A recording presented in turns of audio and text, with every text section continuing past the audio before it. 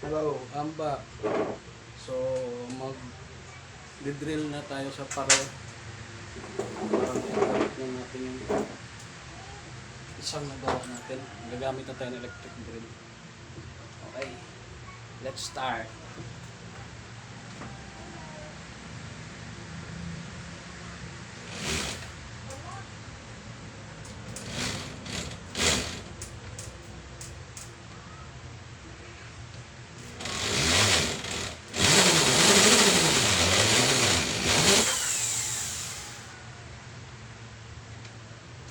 Pero Andiyan sa'yo yung lock? Binigay ko dyan sa'yo. maluwag. Maluwag. Isipan mo natin yung natin electric drill natin kasi nagalaw siya.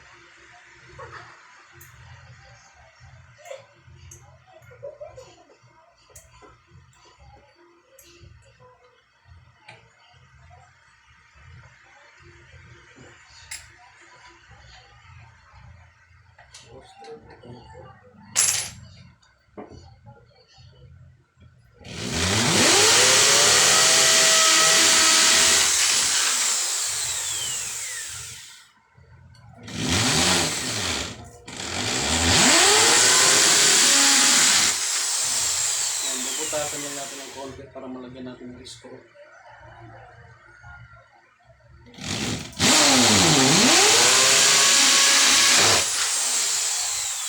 Lucky! Ayan siya guys. Malungkot lang si Lucky.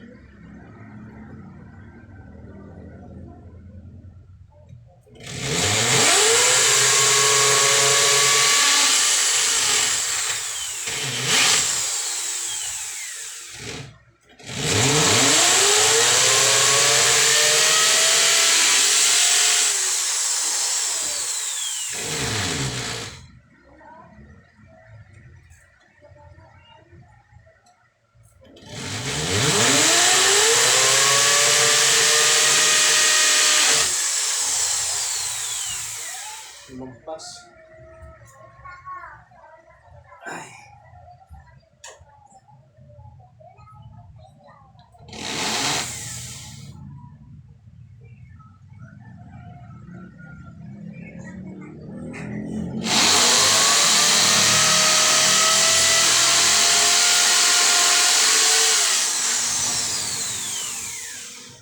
Hindi na ako kita!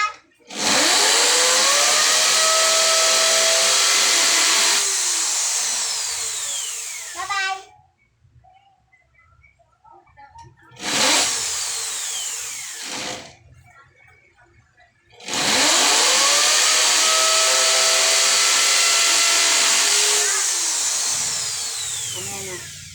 Ayan na guys.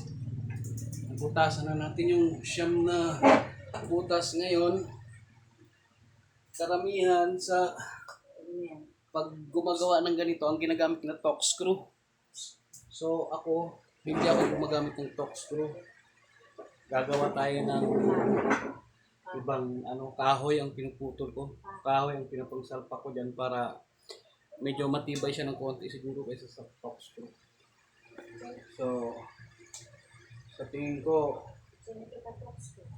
magkaka-part 4 tayo kasi magbubutas po ulit ako kasi dalawa to.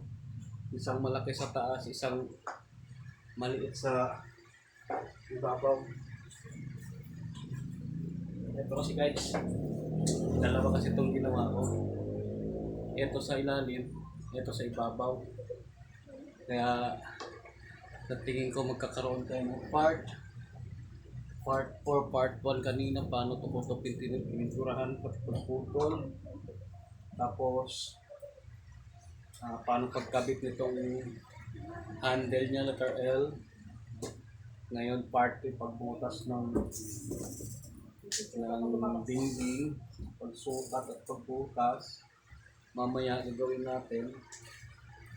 Papakita ko sa part 4, dinidikit na natin to tapos tsaka yung finished product niya. Comment kayo guys kung okay ba yung gawa ko o hindi. Bye bye.